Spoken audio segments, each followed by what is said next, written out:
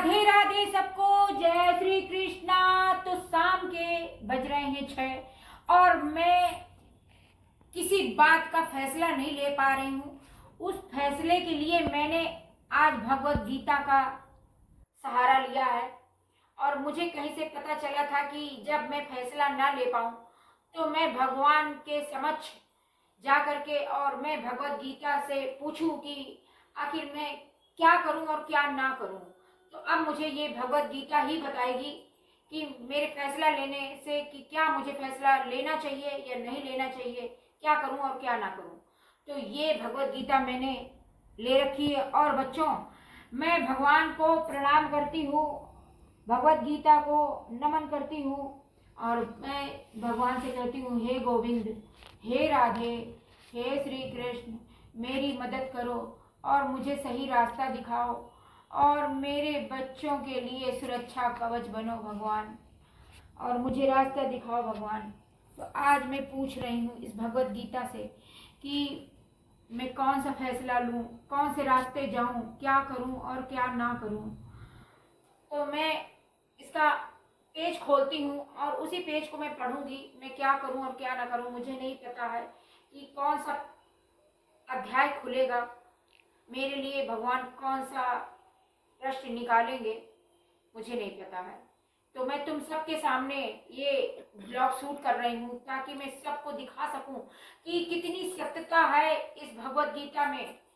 हमें रास्ता दिखा सकती है।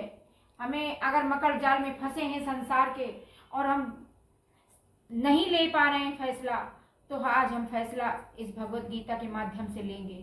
तो देखो बच्चों, मेरे गोविंद मुझे आज फैसला सुनाएंगे और रास्ता दिखाएंगे, तो मैं ले रही हूँ। अब मैं आंखें बंद करती हूँ, भगवान को नमन करती हूँ, भगवान श्री कृष्ण को, गोविंद को, खाटू बाबा को, सभी संतों को, सभी देवी देवताओं को, चारों दिशाओं को, चारों धामों को, सभी को नमन करती हूँ कि हे प्रभु, मुझे जो भी रास्ता दिखाओ, अच्छा दिखाओ, मेरे बच्चों के लिए जो अच्छा हो, मेरे घर परिवार के लिए बस, और मुझे कुछ नहीं चाहिए।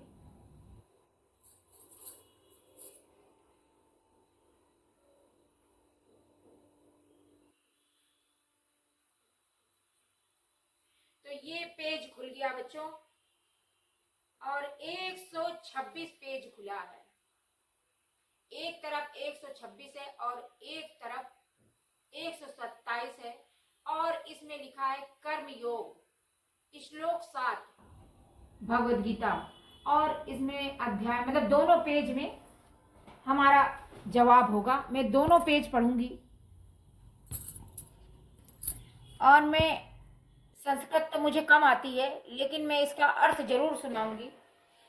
संस्कृत सुनाऊंगी तो तुम लोगों को समझ में नहीं आएगा, तो मैं इसका जो अर्थ है, निचोड़ है, वो सुनाती हूँ, तात्पर्य सुनाती हूँ। तो अर्थ ये है कि प्रत्येक व्यक्ति को प्रकृति से अर्जित गुणों के अनुसार विवश होकर कर्म करना पड़ता है। प्रत्येक व्यक्ति को प्रकृति से अर्जित गुणों के अनुसार विवश होकर, देखो आज सच में मैं विवश हूं, बिल्कुल सत्य बात निकली है बच्चों। प्रत्येक व्यक्ति को, हर व्यक्ति को प्रकृति से अर्जित गुणों के अनुसार विवश होकर कर्म करना पड़ता है। न चाहकर उस कर्म को मुझे करना पड़ेगा। ये मुझे भगवत गीता बता रही है कि ईश्वर ने सब कुछ लिख रखा है, तय कर रखा है, दिन, समय, घड़ी, सब कुछ। तो ये मैं नहीं कर रही हूँ, ये ईश्वर कर रहा है और मुझसे करवा रहा है। देखो, प्रत्येक व्यक्ति को प्रकृति से अर्जित गुणों के अनुसार विवश होकर कर्म करना पड़ता है। अतः कोई भी, अब इसमें लिखा हुआ पढ़ रही हूं मैं, अतः कोई भी एक क्षण भर के लिए भी बिना कर्म किए नहीं रह सकता।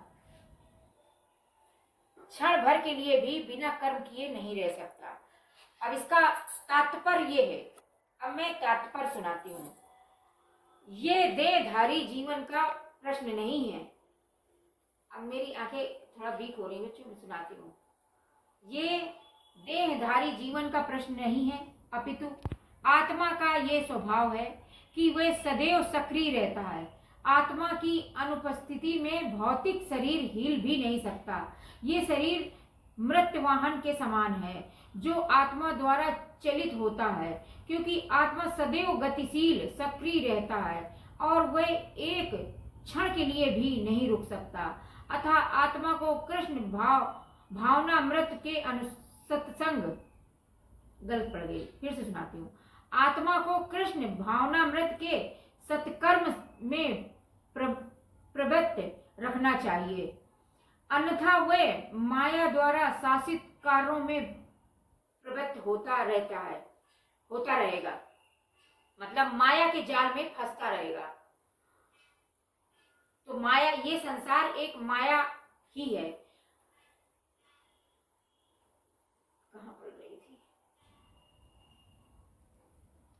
माया द्वारा शासित कार्यों में प्रवृत्त होता रहेगा। माया के संसर्ग में आकर आत्मा, हम आत्मा है, माया के संसर्ग में आकर हम आत्मा है, भौतिक गुण प्राप्त कर लेता है और आत्मा को ऐसे आकर्षणों से शुद्ध करने के लिए ये आवश्यक है कि शास्त्रों द्वारा आदिष्ट कर्मों में इसे संलग्न रखा जाए। किंतु यदि आत्मा कृष्ण भावनामृत के अपने स्वाभाविक कर्म में निरत रहता है तो वह जो भी करता है उसके लिए कल्याणप्रद होता है। श्रीमद् भागवत द्वारा इसकी पुष्टि हुई है। अब मैं इसका तो ये मैंने छोटा सा भाग पढ़ा है। मैंने इतना पैराग्राफ पढ़ा है इस पेज का, दोनों पेज का पहला पृष्ठ, इतना पैराग्राफ पढ़ा है और मुझे भगवान ने बता दिया कि मुझे क्या करना है। मुझे कुछ भी नहीं करना है, भगवान ने कहा है। जो हो रहा है उसको होने दो। ये जो मुख्य शब्द ऊपर लिख रहा है ना, मोटे शब्दों में, प्रत्येक व्यक्ति को प्रकृति से अर्जित गुणों के अनुसार, मतलब हर व्यक्ति को प्रकृति से जो प्राप्त हो रहा है उन गुणों के अनुसार होकर कर्म करना पड़ता है। न चाहकर भी उस कर्म को हमें करना पड़ेगा, न चाहकर भी उस कर्म को हमें करना ही पड़ेगा। हम प्रकृति से जुड़े हैं, हम इस संसार से जुड़े हैं, इस धरती से जुड़े हैं। जो भी कुछ होता है और भगवान की इच्छा से होता है उसे हम बदल नहीं सकते हैं, वो पहले से तय है। अतः कोई भी एक क्षण भर के लिए भी बिना कर्म किए रह नहीं सकता है।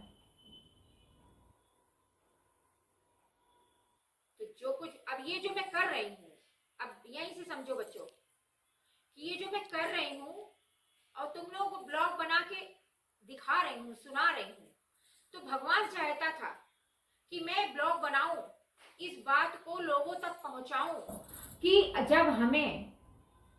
जब हमें कोई रास्ता ना मिले और हम फैसला ना ले पा रहे हों, अभी पढ़ूंगी, फैसला ना ले पा रहे हों, तो हम इस भगवत गीता से रास्ता पूछ सकते हैं। तो भगवत गीता साक्षात श्री कृष्ण स्वरूप है और भगवान श्री कृष्ण की ही है, इसमें समाये हुए हैं। तो जब हम आंखें बंद करके और कहीं से भी इस पुस्तक को खोलेंगे, भगवत गीता को, तो हमारे समक्ष, हमारे सामने हमारा जवाब, हमारे लिए फैसला भगवान सुना देता है। उसको पढ़ के और हमें अपने लिए आंसर, अब सवाल जवाब निकाल लेना चाहिए कि भगवान हमसे क्या कह रहे हैं। तो मुझे जवाब मिल गया है और मैं इत्मीनान से अभी पूरा पढ़ूंगी। अब मैं इतना ही पढ़ के तुम लोगों को सुना दी हूँ, अभी पूरा पढ़ूंगी, समझूंगी, जानूंगी कि भगवान मुझे क्या निर्देश दे रहे हैं। तो मैं तुम लोगों को बता चुकी हूँ, जब किसी संसार के माया जाल में फंस जाना और फैसला ना ले पाना, तो इस भगवत गीता का सहारा लेना और तुम्हें सारे रास्ते खुले नजर आएंगे। तो बस बच्चों, जय श्री कृष्णा, राधे राधे।